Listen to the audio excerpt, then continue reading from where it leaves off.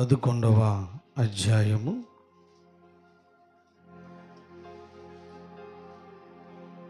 1వ వాక్యాన్ని మనము చదువుకుందాం. విశ్వాసం అనునది నిరీక్షించబడు వాటి యొక్క నిజ స్వరూపమును, అదృశ్యమైనవి ఉన్నవనుటకు రుజువై ఉన్నది. ఇక్కడ అపోస్తులుడైనటువంటి పౌలు గారు హెబ్రీ సంఘానికి ఆయన రాస్తూ ఉన్నప్పుడు ఆయన చెబుతూ ఉన్న మాట ఏంటో తెలుసా? విశ్వాసం అనున్నది నిరీక్షించబడు వాటి యొక్క నిజ స్వరూపమును, అదృశ్యమైనవి ఉన్నవనుటకు రుజువై ఉన్నది. అది విశ్వాసము అని అంటే లేని వాటిని నమ్మడం, లేని వాటిని మనము విశ్వసించడం, అది ఒక విశ్వాసం.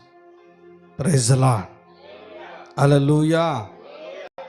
విశ్వాసము అనేది ఒక వ్యక్తి జీవితంలో కలిగి ఉంటే ఆ వ్యక్తి జీవితంలో ఏదైనా తన జీవితంలో పొందుకొనగలడు. హల్లెలూయా. ఏం చేస్తాడు? ఏదైనా కానీ తన జీవితంలో పొందగలడు. ఏం కలిగి ఉండాలి? విశ్వాసము కలిగి ఉండాలి. దేవునికి మహిమ కలుగునుగాక.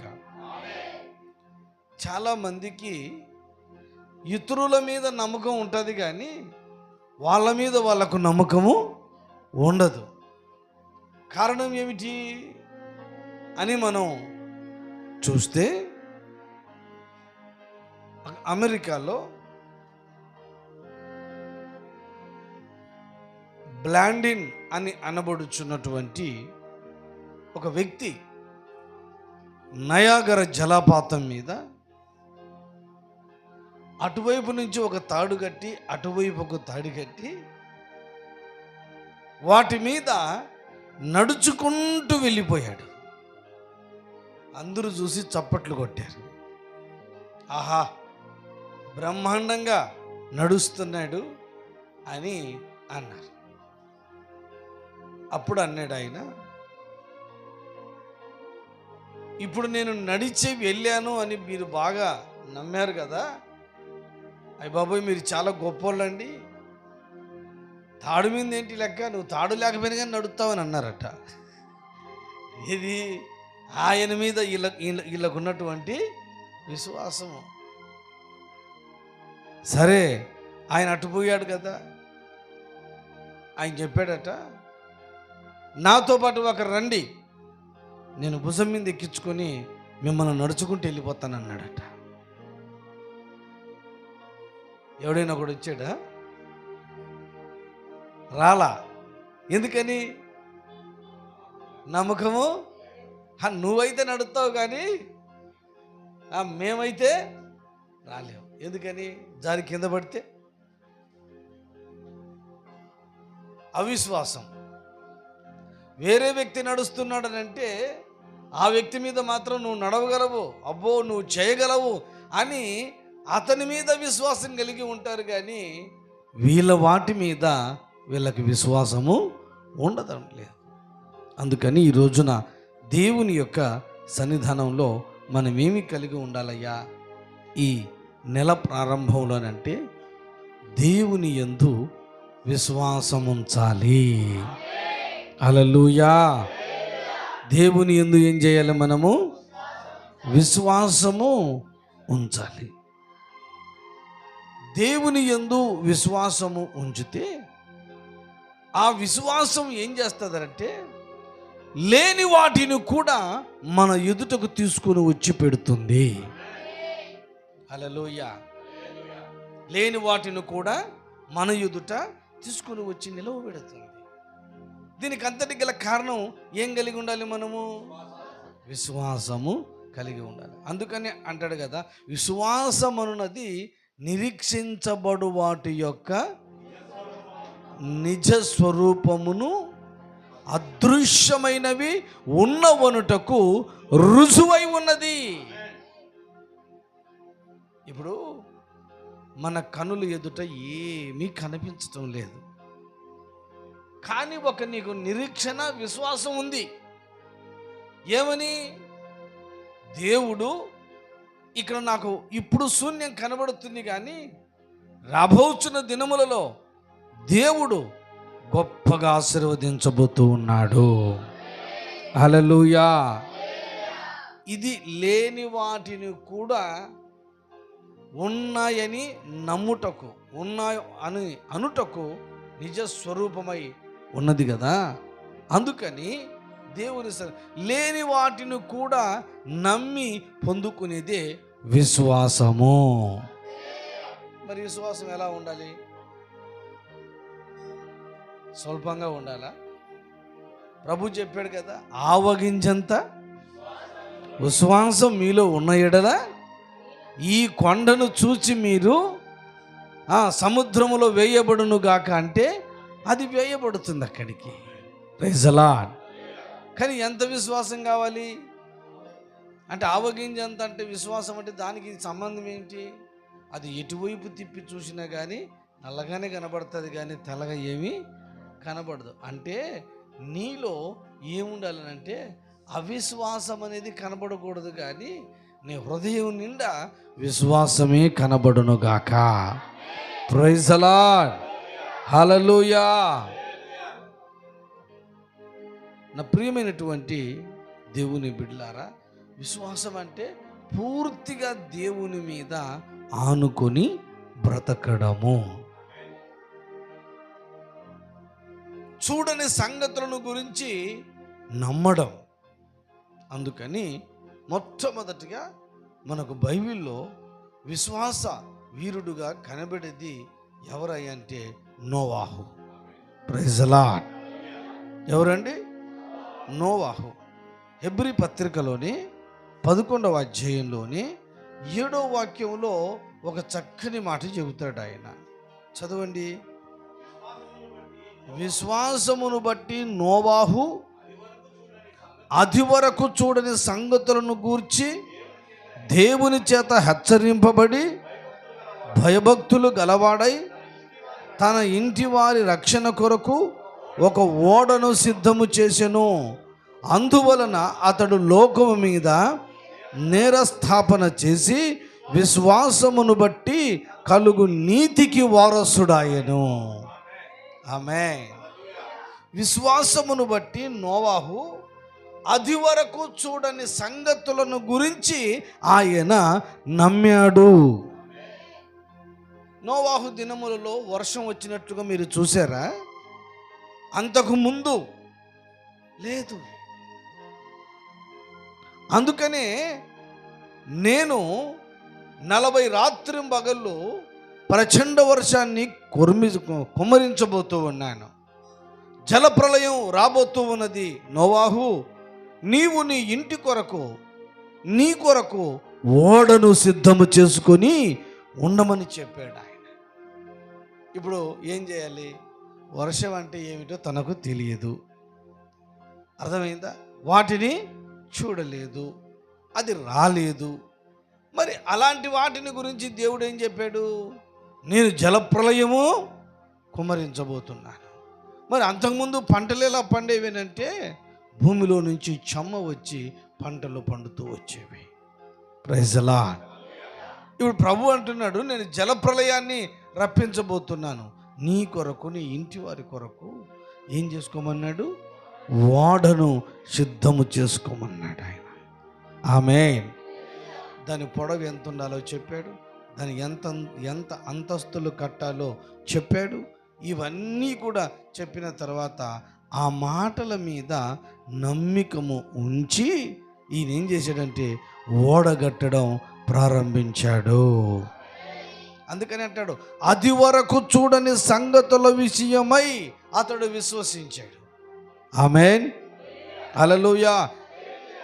మొట్టమొదటిగా విశ్వాసమును బట్టి అతడు అంతకు ముందు చూడని సంగతుల విషయమై దేవుని సన్నిధానంలో హెచ్చరించబడి అతను ఏం చేస్తూ వచ్చాడయ్యా అని అంటే ఓడను కట్టుకొనడం ప్రారంభించాడు.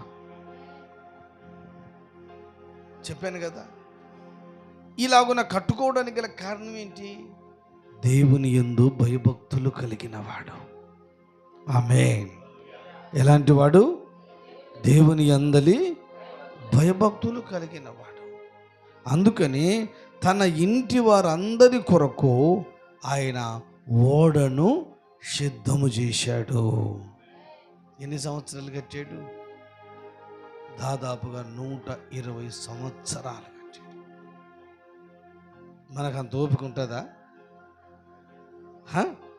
అసలు 120 సంవత్సరాలు నువ్వు ఎప్పుడు కూడా కట్టాలా? దేవుడు చెప్పినాడు కదా, నువ్వు 100 సంవత్సరాలు 3 సంవత్సరాలు అయితే ఆ దేవుడు చెప్పాడు, ఎప్పుడైతే నెరవేరేది నాకు అని అవిశ్వాసంతో ఉంటావు. అతడు 120 సంవత్సరాలు తన కుటుంబాన్ని పోషించుకుంటూ, తన కుటుంబాన్ని కట్టుకుంటూ, ఓడను సిద్ధం చేసుకుంటూ, ఒకవైపు టోటల్గా ఓడ మీదనే ఆయన నిలిచి ఉండలేదు. ఒకవైపు కుటుంబాన్ని పోషించుకోవాలి, పిల్లలను పోషించుకోవాలి, తను బ్రతకాలి. ఈ బాధ్యతలన్నీ నెరవేరుస్తూ ఓడను కష్టపడిందల్లా కూడా ఓడ కోసం ఖర్చు పెడుతూ వచ్చాడు. హల్లెలూయా. అందరూ అన్నారు, ఒరే పిచ్చోడా, ఏంటి నువ్వు చేసే పని? సంపాదించుకునేది ఏదో నీ పిల్లల కోసమో, లేకపోతే ఒక ఇల్లు కట్టుకోవడమో, లేకపోతే ఏదో ఒకటి చేసుకోవచ్చు కదా, ఆ పిచ్చి కూడా ఒకటి కడుతున్నావు, దేనికి ఉపయోగం వస్తుంది అది అని అంటే, లేదు బాబు, జలప్రలయం వస్తూ ఉన్నది, ఆ జలప్రలయం నుంచి తప్పించబడాలంటే ఓడ ఉంటే ఆ ఓడలోనికి ఎక్కితే క్షేమంగా కాపాడబడతామని. పిచ్చోడా అని చెప్పి నోవాహును చూసి అందరూ కూడా ఏం చేశారు? ఎగతాళి చేశారు. కానీ దేవుని యొక్క సన్నిధానంలో విశ్వాసం ఉంచాడు. అందువలన అతడు లోకము మీద ఏం చేసినాడంట? నేరస్థాపన చేశాడట. అందరూ వచ్చి అన్నారట, 40 రాత్రింబగళ్ళు వర్షం, ప్రచండ వర్షం కుమ్మరించబడితే ఓడ లేచిపోతూ ఉన్నది, ఓడ నీళ్ళల్లో తేలుచూ ఉంటే అందరూ వచ్చారంట, నోవాహు తలుపుది మేము కూడా వస్తాం, మా ప్రాణాలని కాపాడుకుంటాము అని అంటే, మాకు కూడా చెప్పొచ్చు కదా అని అంటే, అందరికీ చెప్పినాను అన్నాడు ఆయన. అందరికీ చెప్పాను కదా నేను, మీరే నమ్మలేదు, మీరే విశ్వసించలేదు. అందుకని మీ జీవితంలో ఈ రోజున నీటిలో మునిగిపోయి చనిపోతూ ఉన్నారు. కానీ నోవాహు కుటుంబం దేవుని సన్నిధానంలో ఏం జరిగిందండి? వారు కుటుంబం వరకు నోవాహు వాళ్ళందరూ కూడా ఓడలోనికి వెళ్ళారు, కాపాడబడుతూ వచ్చారు. హల్లెలూయా. హల్లెలూయా. ఈ నెల ప్రారంభంలో నేను చెప్పే మాట ఏంటంటే, నీవు విశ్వసించుము. దేవుని మీద నువ్వు విశ్వాసం కలిగి ఉంటే ఏదైనా పొందుకుంటావు. దేవుని మీద నువ్వు విశ్వాసం కలిగి ఉంటే పోగొట్టుకున్న వాటిని కూడా నువ్వు సంపాదించుకొనగలుగుతావు. దేవుని వాక్యం మీద నువ్వు విశ్వాసం ఉంచగలిగితే ఏదైనా కానీ నువ్వు చేయగలుగుతావు. దేవుని మీద విశ్వాసం కలిగి ఉంటే ఇది నీకు అసాధ్యము అన్నదాన్ని సుసాధ్యము చేయగలిగి దేవుని సన్నిధానంలో ముందుకు కొనసాగించబడతావు. హల్లెలూయా. అయితే నీకు కావాల్సింది ఏమిటి? విశ్వాసం. ఆమేన్. ఏం కావాలి? విశ్వాసం. మన కనులు ఎదుటి ఏమీ కనబడదు, కానీ దాని విషయం ఏం చేయాలి? ప్రభు సన్నిధానంలో విశ్వసించాలి. ప్రభువా, మీరు నాకు అది ఇస్తూ ఉన్నారు, ప్రభువా నన్ను ఇలా చేయబోతున్నారు, ప్రభువా నన్ను ఇలాగ నడిపించబోతున్నారు మీరు అని ఆ విశ్వాసంలో ఏం చేయాలంటే నీ ప్రతి పని కూడా పని చేయబడుతూ రావాలి. హల్లెలూయా. హల్లెలూయా. మరి నోవాహు చూసాడా జలప్రలయాన్ని? చూడలేదే. కానీ ఏం చేశాడు? విశ్వసించాడు. దేవుని మాటల మీద విశ్వసించాడు. దేవుని సన్నిధానంలో విశ్వాసంతో ఉన్నాడు. అందుకని తన జీవితంలో ఏం కలిగిందనంటే లోకమంతా కూడా నీటిలో పడి చనిపోయారు, కానీ నోవాహు కుటుంబం రక్షణ పొంది ఉన్నది. హల్లెలూయా, హల్లెలూయా. మొట్టమొదటిగా నోవాహు చూడని సంగతులను గురించి ఆయన విశ్వసించుచూ వచ్చాడు గనుక ఆ విశ్వాసమును బట్టి తన కుటుంబం అంతా కూడా రక్షణ పొందెను. రెండవదిగా, విశ్వాసం ఉంటే ఏం చేస్తావు? నువ్వు బ్రతకగలవు. ఆమేన్. విశ్వాసం ఉంటే ఏం చేస్తావు? నువ్వు బ్రతకగలవు. అందుకని హబాకుకు రాసిన గ్రంథంలో 2వ అధ్యాయంలో 4వ వాక్యంలో రాసి ఉంది. ఏమని? నీతిమంతుడు విశ్వాస మూలముగా బ్రతుకును. Praise the lord. ఎలా బ్రతుకుతాడు? విశ్వాసం ఉంటే చాలు, అరణ్యంలోనైనా బ్రతికేస్తావు. విశ్వాసం ఉంటే చాలు, కరువులోనైనా కానీ బ్రతకగలవు. హల్లెలూయా. విశ్వాసం నువ్వు కలిగి ఉంటే ఏమీ లేని చోట కూడా దేవుడు సమస్తమును కలిగిస్తాడు. అందుకని దేవుని యొక్క వాక్యం సెలవిస్తుంది, నీతిమంతుడు విశ్వాస మూలముగా బ్రతుకును. మరి ఈరోజు ఏం కావాలి మన జీవితంలో? చెప్పాలి, నోరు తెరిచి చెప్పరే. విశ్వాసము కావాలి. విశ్వాసం కలిగి ఉంటే మన జీవితంలో దేవుడు ఏమైనా చేయగలడు. దేవునికి మహిమ కలుగును గాక. హల్లెలూయా. జార్జ్ ముల్లర్ గారు గొప్ప దైవజనుడు. అనాథాశ్రమం పెట్టి పిల్లలను, అనాథలను అందరిని తీసుకొని వచ్చి ఆయన పోషించుచు నడిపిస్తూ ఉన్నాడు. మరి దేవుడు ఇస్తేనే అది చేయాలి, లేకపోతే లేదు ఆయనకి. ఒక రోజున మొత్తం వంట మనిషి వచ్చి, అయ్యా వంటశాలలో ఏమీ లేవు పిల్లల కోసం, మధ్యాహ్నానికి తినడానికి ఏం లేవు పిల్లలకి. చాలామంది పిల్లలు ఉన్నారు, చాలామంది ఉన్నారు. ఆయన వెళ్ళి ప్రార్థనలో కూర్చున్నాడు. 12 అయిపోయింది. అయ్యా పిల్లలు ఆకలితో అల్లాడిపోతున్నారు, వాళ్ళందరికీ ప్లేట్లు ఇచ్చేసేయ అన్నాడట. వంట చేయలేదు కదా, ప్లేట్లు ఏమంటున్నారు? నువ్వు ఇచ్చేసేయని అన్నాడు. ప్లేట్లు ఇచ్చేసేసినాడు అందరికి. చిన్నపిల్లలు గ్లాసులో ప్లేట్ తీసుకొని దరువు వేసుకుంటా కూర్చున్నారు. వాళ్ళు చిన్నపిల్లలు కదా.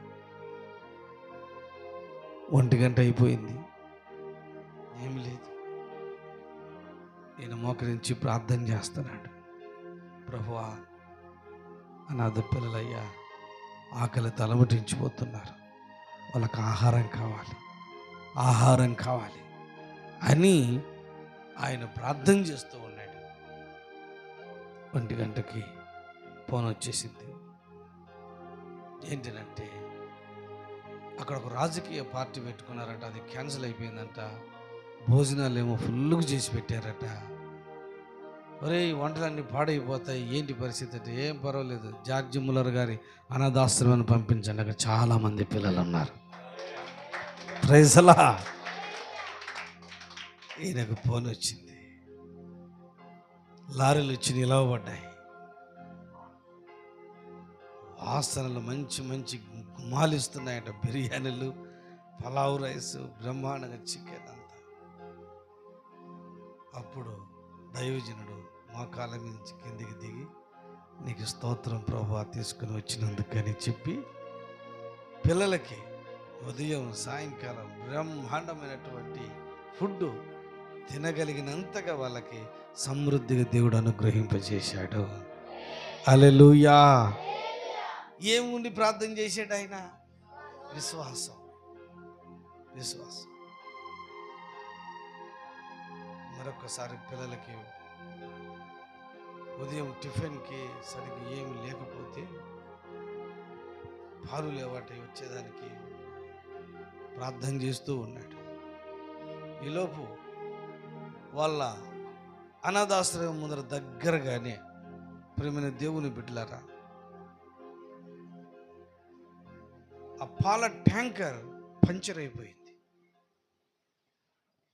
ఆ డ్రైవర్ ఫోన్ చేశాడంటే ఓనర్కి, ఈ పంచరు ఇవన్నీ వేసేసరికి చాలా టైం పట్టేటట్టుగా ఉన్నది, మరి పాలు టయానికి వెళ్ళకపోతే ఇబ్బంది అయిపోతుంది అని అంటే, ఎక్కడి వరకు వచ్చినామంటే ఇక్కడ జార్జ్ ముల్లర్ గారి యొక్క అనాథాశ్రమం దగ్గర ఉన్నాను, అనాథాశ్రమానికి డొనేషన్ చేసే ఆ పాలన్నీ అన్నాడంట. రీజలా హల్లెలూయా. పాలు మొత్తం ట్యాంకర్ తీసుకుని వెళ్ళి పోస్తే పిల్లలకు సమృద్ధి. నీతిమంతుడు ఎలా బ్రతుకుతాడు? అది చేతి పని చూసుకొని బ్రతకడు, ఉద్యోగాన్ని చూసుకొని బ్రతకడు. నువ్వు నీతిమంతురాలివి కనుక నీవు విశ్వసిస్తే ఆ చిన్న ఉద్యోగమే నీకు పెద్ద ఉద్యోగం అయిపోతుంది. హల్లెలూయా. అందుకని దేవుని యొక్క సన్నిధానంలో మనము ఈ మాటలను గమనించి చూచినప్పుడు నిజంగా మన జీవితంలో మనం ఎంత విశ్వాసం కలిగి ఉన్నాము. చిన్న జ్వరం వస్తే దాని మీద విశ్వాసం ఉంచలేము, ప్రార్థన చేస్తే తగ్గిపోతుంది కదా. చిన్న సమస్య వస్తే ఇది తొలగిపోతుంది కదా, ఏం కాదు నా దేవుడు చేస్తాడు అనేటువంటి విశ్వాసం ఏమాత్రం కూడా ఉండదు. గనుక దేవుని సన్నిధానంలో మనము విశ్వాసం ఉంచాలి. ఎలా ఉంచాలి? జార్జ్ ముల్లర్ గారు ఉంచారు కదా, నీతిమంతుడు ఎలా బ్రతుకుతాడట? హల్లెలూయా. గట్టిగా చెప్దాం, హల్లెలూయా, హల్లెలూయా. నీతిమంతుడైనటువంటి ఏలియా గారు అరణ్యంలోనికి వెళ్ళాడు. దేవుడు దేని చేత ఆహారం పెట్టి పంపించాడు? కాకుల చేత ఆహారాన్ని పెట్టి పంపించాడు. ఆమె కెరీతు వాగులో ఉన్న నీళ్ళు అయిపోయినాయి కానీ రొట్టె మాంసం అయిపోలా. విశ్వాసం అది. ఆమేన్. అందుకని నీకు విశ్వాసం దేవుని మీద కలిగి ఉంటే నువ్వు ఏదైనా కానీ పొందుకొనగలవు. ఈరోజున విశ్వాసం దేవుని మీద మనము ఉంచుదుముగాక. హల్లెలూయా, హల్లెలూయా. కనుక విశ్వాసము అనేది మన జీవితంలో మనం ఉంటే అసలు ఎక్కడైనా కానీ బ్రతకగలము. విశ్వాసం లేకపోతే ఎక్కడా బ్రతకలేవు. విశ్వాసం ఉంటే ఎక్కడైనా బ్రతకగలవు, విశ్వాసం లేకపోతే బ్రతకలేవు. ఎక్కడ ఏ ప్రాంతంలో కూడా బ్రతకలేవు. విశ్వాసంతో బయలుదేరినటువంటి ఇస్సాకు కరువు కాలంలో కూడా ఇత్తనం వేసాడట. కరువు కాలంలో కూడా ఇత్తనం వేసాడు. అందరూ అన్నారట, కరువు భయంకరంగా విలయతాండం ఆడుతున్నది, చుక్క నీరు లేవు, నీకేమైనా మెంటలా పిచ్చా, ఈ సంవత్సరంలో విత్తనం వేస్తున్నావే అని అంటే, నాకు నూరంతల ఫలం ఇస్తాడు నా దేవుడు. అరే వర్షమే లేదు, నీళ్ళు లేవు అని అంటే నూరంతల ఫలం అంటాడే విశ్వాసం. ఆమేన్. మరి ఏమి ఇచ్చాడు దేవుడు? నూరంతల ఫలమును ఇచ్చాడంతే. నువ్వు కలిగి ఉండవలసింది విశ్వాసం. దేవునికి మహిమ కలుగును గాక. నీతిమంతుడు ఎలా బ్రతుకుతాడు? చెప్పరు, ఎలా బ్రతుకుతాడు? విశ్వాసం మూలంగా బ్రతుకుతాడు. దేవునికి మహిమ కలుగును గాక. హెబ్రీయులకు రాసిన పత్రికలో 11లోనే 24, 25, 26లో మోషేను గురించి ఒక చక్కని మాట రాయబడి ఉంటుంది. మోషే పెద్దవాడైనప్పుడు విశ్వాసమును బట్టి ఐగుప్తు ధనము కంటే క్రీస్తు విషయమైన నింద గొప్ప భాగ్యమని ఎంచుకొని అల్పకాలపు పాపభోగం అనుభవించుట కంటే దేవుని ప్రజలతో శ్రమ అనుభవించుట మేలని యోచించి ఫరో కుమార్తె యొక్క కుమారుడని అనిపించుకొనుటకు ఒప్పుకొనలేదు.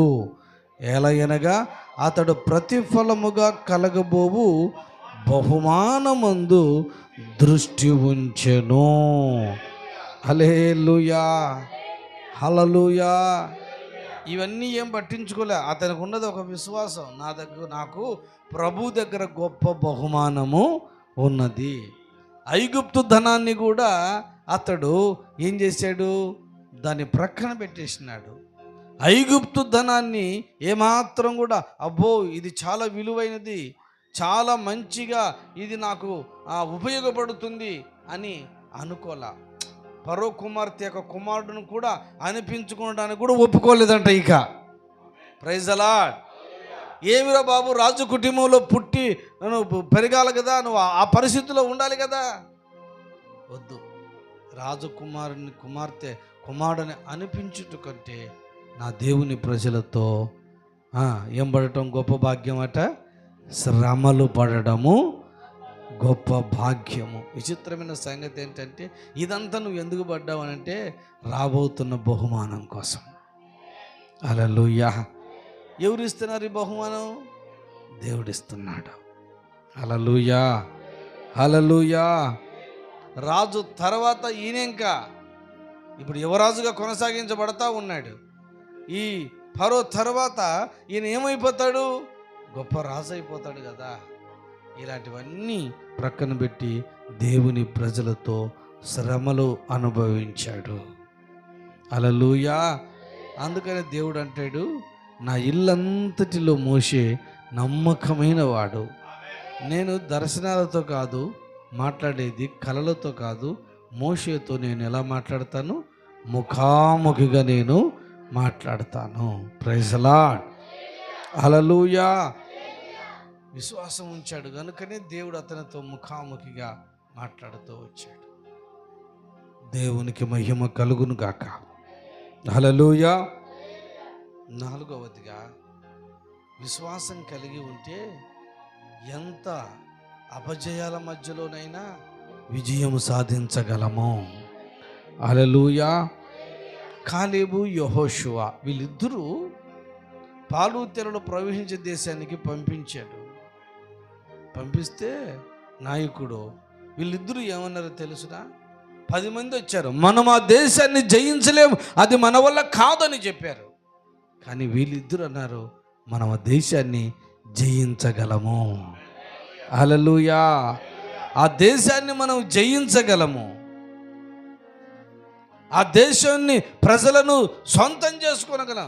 ఆ రాజ్యం సొంతం చేసుకుంటాం. మనం భయపడాల్సిన అవసరం ఏమీ లేదు. వాళ్ళు 10 మంది అంటారు, ఆ దేశంలో ఉన్న వాళ్ళు మనుషులు కాదు కదా, నరరూప రాక్షసులు ఉన్నట్టు ఉండారు కదా. ఒక్కొక్కడు ఇంత హైటు, ఇంత వెయిట్, వాళ్ళ కన్నులకు మనం మిడతల్లాగా కనబడుతున్నాం కదా. అసలు మీరేంటి ఆ జనాన్ని చూసి జయిస్తామంటారు, దేవుడు సొంతం చేస్తాడంటారు, ఏంట్రా మీ పిచ్చి అని అంటే వాళ్ళకొక విశ్వాసం ఏంటనంటే ఆ మనుషుల కంటే, ఆ దేశం కంటే దేవుడు గొప్పవాడు. హల్లెలూయా. దేవుడు గొప్పవాడు కదా. ఆ మనుషులది ఏమున్నది? మన దేవుడు యుద్ధం చేసేవాడు, మన దేవుడు జయమిచ్చేవాడు, మన దేవుడు మనల్ని ముందుకు నడిపించేవాడు, మన దేవుడు మన పితరులతో వాగ్దానమును చేసిన దేవుడు కనుక మనమేంటి భయపడేది, మనమేంటి కలవరపడేది? కలవరపడద్దు అని చెప్పి దేవుని సన్నిధానంలో విశ్వసించారు. హల్లెలూయా. సంఖ్యాకాండములో 13లో 30లో మీరు చూసుకుంటే తర్వాత కనబడుతుంది. నా ప్రియ దేవుని బిడ్డలారా, దేవుని యొక్క సన్నిధానంలో ఈ నెల ప్రారంభంలో నువ్వు ఏదైతే విశ్వసిస్తావో దేవుడు నీ జీవితంలో ఆ విశ్వాసమునకు తగినట్లుగా అద్భుతమైన కార్యాలు దేవుడు చేస్తాడు. మోకరించండి, ప్రార్థన చేసుకుందాం. అందరం కూడా మోకరించుదాం. చక్కగా నోరు తెరిచి ప్రభు యొక్క పాదాల చెంత మనము ప్రార్థన చేద్దాం. దేవుడు ఇంతవరకు మనతో మాట్లాడిన మాటలన్నిటిని బట్టి ప్రభు సన్నిధానంలో ప్రార్థన చేసుకుందాం.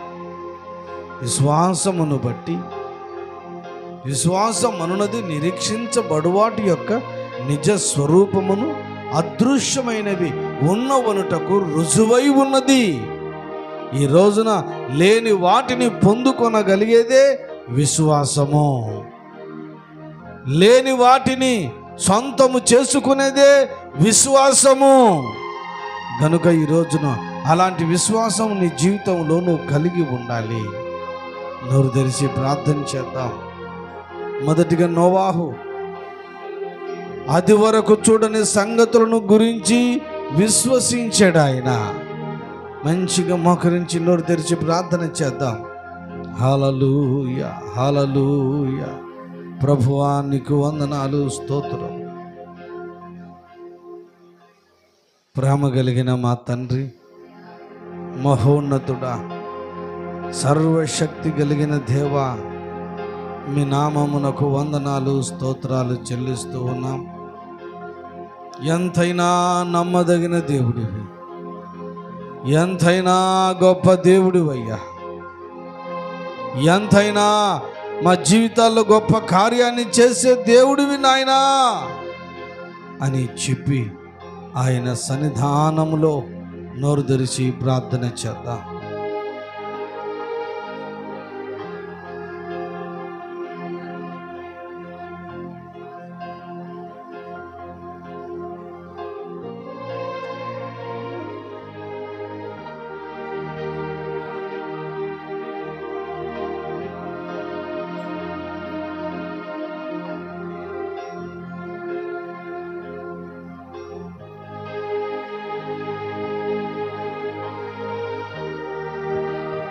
స్తోత్రం, స్తోత్రం. ప్రార్థన చేద్దాం. పరిశుద్ధుడా, ప్రేమ స్వరూపి, నమ్మదగిన తండ్రి, మీ నామానికి వందనాలు, స్తోత్రాలు చెల్లిస్తున్నాం తండ్రి. అవును ప్రభువా, ఇంతవరకు మీరు జరిగించిన విధానాన్ని బట్టి తండ్రి, అవునయ్యా, మా ధైర్యం నిలబెట్టి మాటల ద్వారా మీరు మాతో మాట్లాడిన విధానాన్ని చేస్తున్నాం తండ్రి. అయ్యా, నా విషయంలో ఇదిగో తండ్రి, ఓడ నిర్మించడానికి 120 సంవత్సరాలు పట్టింది ప్రభువా. ఏం మాత్రం కూడా విశ్వాసం లేదు తండ్రి. వాడు ప్రభువా, ఎంతో మంది ప్రజలు ఎగలు చేసిన కూడా విశ్వాసం ఉంచిన వాడు అయ్యా. ఇదిగో తండ్రి, మీరు చూపటి వరాలు, స్తోత్రాలు చెల్లిస్తున్నాం తండ్రి. అవునయ్యా, మా బిడ్డలు ఎంతమంది అయితే ఇదిగో బిడ్డలుగా పడుచున్నారు, శ్వాసముతో ఇదిగో ఇంకను కొనసాగుతూ ఉంటున్నారు, సహముతో కొనసాగుతూ ఉంటున్నారు. ఇదిగో నా దేవుడు చేస్తాడని విధేయత కలిగి ఉంటున్నారు. ఇదిగో వారి పట్ల కూడా ఇదిగో నోవాహు వంటిలాగా ఇదిగో తండ్రి గొప్ప కార్యాన్ని జరిగించమని అడుగుచున్నాము తండ్రి. ఎంతమంది అయితే ప్రజల మధ్యలో ఇదిగో తండ్రి అయ్యా అవహేళన చేస్తూ ఇదిగో తండ్రి మా బిడ్డలు బాధపడుచుండగా ఇదిగో నా దేవుడు నా పక్షాన నోవాహు వంటి గొప్ప కార్యము చేస్తాడని ఇదిగో తండ్రి విశ్వసిస్తూ ఉన్నారు. ప్రభువా, ఈ బిడ్డలను ఈరోజు జ్ఞాపకం చేసుకొని మా బిడ్డల పట్ల కూడా గొప్ప కార్యము జరిగించమని అడుగుచున్నాము తండ్రి. నీకే స్తోత్రం ప్రభువా. ఇదిగో మోషే వంటి ఇదిగో తండ్రి అనేక ధనాన్ని, అనేక ఆస్తిని ఇదిగో తండ్రి రాజుల కుటుంబాన్ని వదులుకొని ఇదిగో తండ్రి ఆ గర్వాన్ని ఇదిగో తండ్రి వదిలి ఇదిగో తండ్రి నీకు అయ్యా లోక ధనము కంటే ఇదిగో క్రీస్తు గొప్ప ఇదిగో నేను అనుభవించే గొప్ప లాభమని ఇదిగో ఇచ్చిన వాళ్ళుగా ఉంటుండగా ఇదిగో తండ్రి తాత్కాలికమైన ఇదిగో తండ్రి లోకంలో ఉంటున్న వాటి కోసం కాకుండా మా బిడ్డలకు దేవుడు నా కొరకు ఒక గొప్ప కార్యాలు చేయబోతున్నాడని మా బిడ్డలు ఎవరైతే విశ్వసిస్తూ ఉంటున్నారో వారి పట్ల ఇదిగో తండ్రి గొప్ప కార్యాలు జరిగించమని అడుగుచున్నాము తండ్రి. నీకే స్తోత్రం ప్రభువా. మోషే వంటి ఇదిగో తండ్రి విశ్వాసము ఇదిగో అయ్యా నోవాహు వంటి గొప్ప విశ్వాసము మా బిడ్డలు కలిగి మీ అందరూ ఇదిగో తండ్రి అయ్యా జీవించడానికి మీరు కృపను అనుగ్రహించమని అడుగుచున్నాం తండ్రి. నీకే స్తోత్రము చెల్లిస్తున్నామయ్యా. ఈ రోజుల్లో లోక సుఖాలు ఇదిగో తండ్రి దేవుని చిత్తము కాదని తాత్కాలికమైనవని ఇదిగో తండ్రి ఎంతమంది అయితే యోచించి నిత్యమైన దాన్ని ఇదిగో మీరిస్తున్నారని చెప్పి ఎవరైతే విశ్వసిస్తున్నారో వారి బిడ్డలందరినీ జ్ఞాపకము చేసుకొని కృపను అనుగ్రహించమని అడుగుచున్నాము. నీకే స్తోత్రము అయ్యా. ఎంతైనా మీరు గొప్ప దేవుడు, సర్వశక్తి మంతుడైన దేవుడు తండ్రి. ఈ వాక్కులు మా బిడ్డల జీవితాల్లో గొప్ప కార్యాలు జరిగించబడును గాక.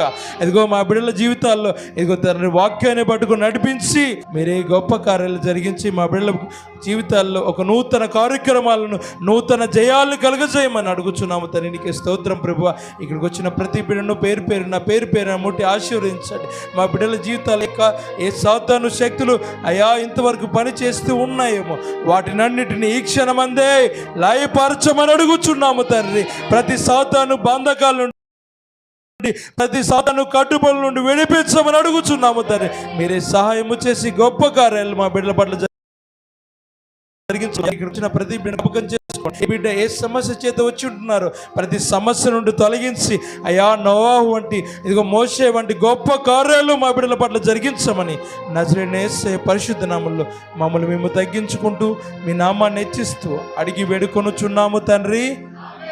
ఆమేన్. మన తండ్రి అయిన దేవుని ప్రేమ, కుమారుడు యేసుక్రీస్తు వారి కృప, పరిశుద్ధాత్మ దేవుని యొక్క అన్యోన్య సహవాసము దీవెన ఇప్పుడు ఎల్లప్పుడూ సదాకాలము మనందరికీ సకల పరిశుద్ధులకు సదాకాలము తోడై నుండి నడిపించును గాక. ఆమేన్. ఆమేన్. అందరికీ వందనములు.